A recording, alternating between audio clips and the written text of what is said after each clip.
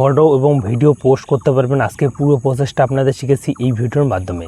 তো দেখো, তোমাদের যদি ইনস্টাগ্রামের মধ্যে ফটো একটা ভাইরাল না যাচ্ছে, কী কারণে না যাচ্ছে সম্পূর্ণ প্রসেসটা দেখাচ্ছি। এবং আপনি ইনস্টাগ্রামের মধ্যে কোন কোন সেটিংগুলো অন করলে তোমাদের ফটোগুলো ভাইরাল হবে বা ভিডিওগুলো ভাইরাল হবে, সঠিক নিয়মে তোমাদের ফটোগুলো কীরকম করে পোস্ট করতে হবে যাতে ফটোটাতে আমাদের রিচ আসে বা আমাদের ফটোটা কিন্তু ভিউজ আসে। তো ইনস্টাগ্রামের মধ্যে ফটো এবং ভিডিও পোস্ট করা খুবই সহজ এবং সহজে আপনি করতে পারবেন। তার জন্য তোমাদের ইনস্টাগ্রামের মধ্যে ক্লিক করতে হবে। তুমি এখান থেকে তোমাদের ফটো হোক এবং ভিডিও হোক তুমি পোস্ট করতে পারবে জাস্ট কয়েকটা মিনিটের মাথায় আজকের ভিডিওটা দেখার পর। তো জাস্ট আপনাদের দেখাচ্ছি, এই ভিডিওটা দেখে আপনি কিন্তু আপনার ইনস্টাগ্রামের মধ্যে আপনি ফটো এবং ভিডিও পোস্ট করতে পারবেন। দেখো, ফটো এবং ভিডিও পোস্ট করার জন্য আগত কিন্তু অপশান ছিল এইখানে, এই যে এইখানে। তো সিম্পলি আপনার এখানে আগে অপশান ছিল প্লাস আইকন, এখন কিন্তু প্লাস আইকন চলে আসছে উপরে। তো উপরে আসার পরে এখানে কিন্তু আপনাদের বসতে হবে।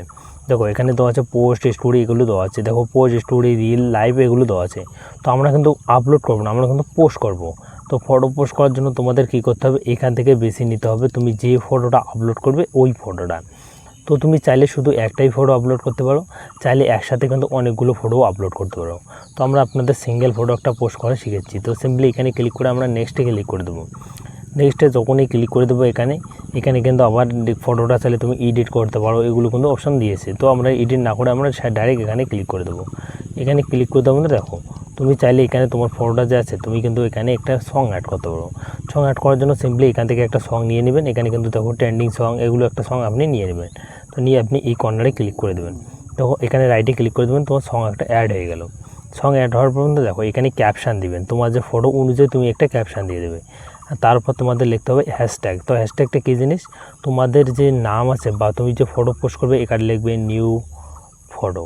তো সিম্পলি আপনি নিউ ফটো লিখবেন। নিউ ফটো লিখবেন, তোমাদের হ্যাশট্যাগ চলে আসবে। জাস্ট এখানে দেখাচ্ছি, এখানে নিউ ফটো, তারপর নিউ পোস্ট, তারপর new viral photo, new Gemini photo, এগুলো হ্যাশট্যাগ কিন্তু 3 থেকে 4টে তুমি হ্যাশট্যাগ ইউজ করবে।